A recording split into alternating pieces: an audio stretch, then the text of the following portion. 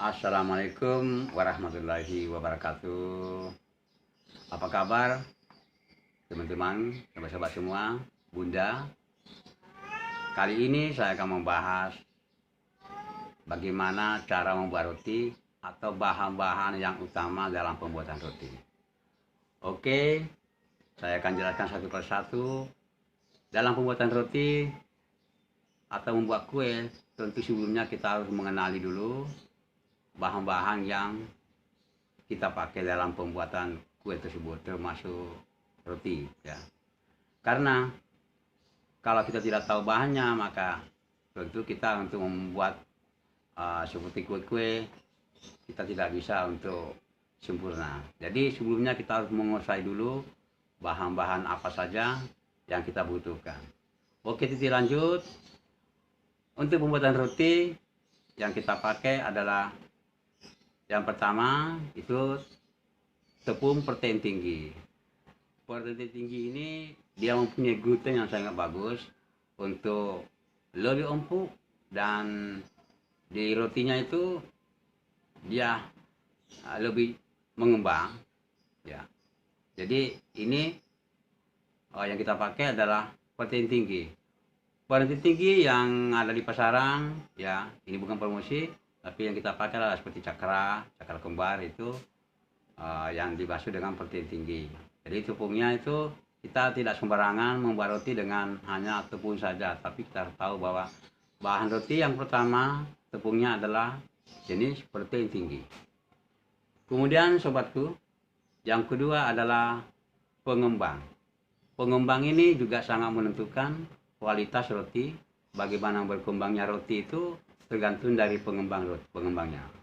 Pengembangnya pun banyak sekali macamnya, banyak tingkat-tingkatannya. Dia punya merek juga banyak dan fungsi macam-macam. Dan saya bukan promosi, tapi akan saya sebutkan seperti Sukses, ya merek Sukses, ya merek Kanguru, Permipan, ya Sap Instan. Tentu diantara ini ada yang lebih bagus ya. Nah, terus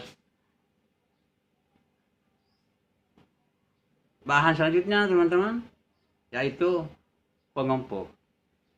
Pengempuk di sini adalah tujuannya untuk mengempukkan roti sendiri, karena kalau kita bikin roti atau membuat roti tanpa pengempuk itu tidak akan sempurna.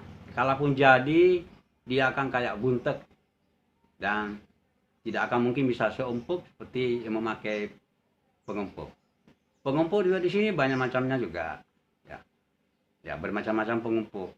Tapi mereknya juga kita harus tahu bahwa memilih pengempuk juga yang berkualitas. Ini bukan promosi, saya akan sebutkan yang sering kita pakai yaitu Bakrin dan Bakri Bonus. Tentu di antara dua ini semua bisa dipakai. Itu adalah pengempuk. Terus bahan yang selanjutnya gula pasir atau gula. Gula yang kita pakai dalam pembuatan roti itu tidak sembarang gula ya. Maksudnya harus pakai gula pasir, bukan tuh gula halus.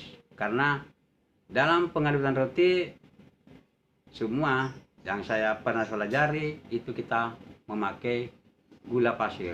Gula pasir yang juga tidak terlalu bijinya terlalu besar-besar, tapi kita yang standar ya. Kita pakai gula pasir yang standar. Kemudian susu. Susu di sini dalam pembuatan roti kita memakai susu full cream. Full cream pun banyak bermacam-macam.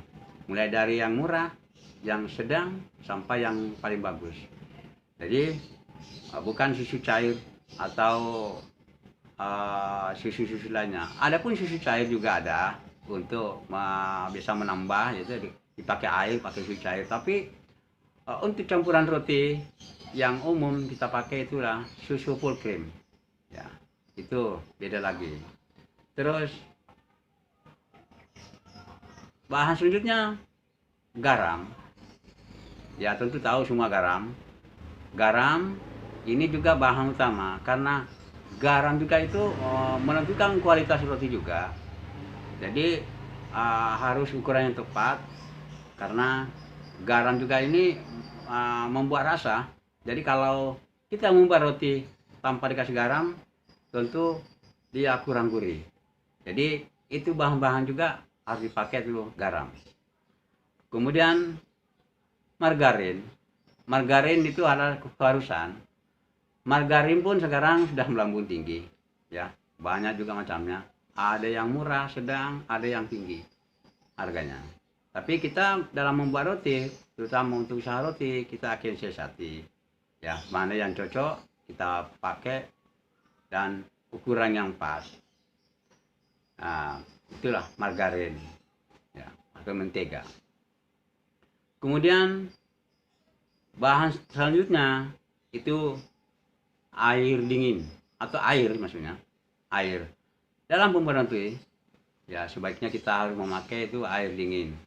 Apalagi kalau kita membuat untuk usaha itu karena kita kapasitas adonannya itu 4 kilo ke atas, ya. Itu kita wajib memakai air dingin karena tujuan memakai air dingin ini untuk memperlambat berkembangnya roti atau memperlambat bekerjanya dia punya pernipan. Jadi semua bahan-bahan yang kita butuhkan tadi itu penting kita harus perhatikan bagaimana cara dan ukurannya. Ya, semoga bisa kita mensiasati. Sekarang harga semakin naik, tapi dalam pembuatan roti kita tidak boleh mengurangi rasa atau mengurangi ukuran karena kita itu akan menentukan pelanggan-pelanggan kita. Oke, sobat-sobat dan kawan-kawanku yang ingin membuat roti, kapan lagi? Jangan ditunda. Buatlah untuk sekarang, untuk yang akan datang, terutama untuk ibu-ibu rumah tangga. Ini cocok untuk menambah income atau membantu suami untuk menambah penghasilan dengan membuat usaha kecil-kecilan. Mulai dari usaha kecil, kita buat dengan modal kecil dulu, kita kembangkan ke depan dan kemungkinan akan melebar.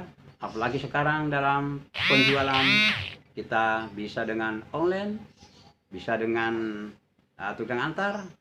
Jadi saya kira sangat mudah sekali untuk kita melakukan usaha sendiri di rumah.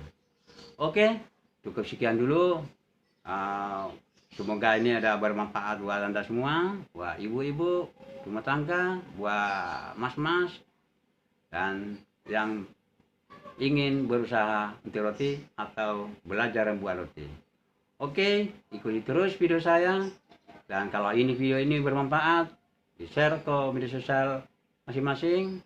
Dan jangan lupa untuk dukung channel saya untuk dengan cara like, komen, dan subscribe supaya saya beri semangat untuk buat konten-konten berikutnya yang mungkin berguna buat Anda semua. Sekian, sampai jumpa di lain video.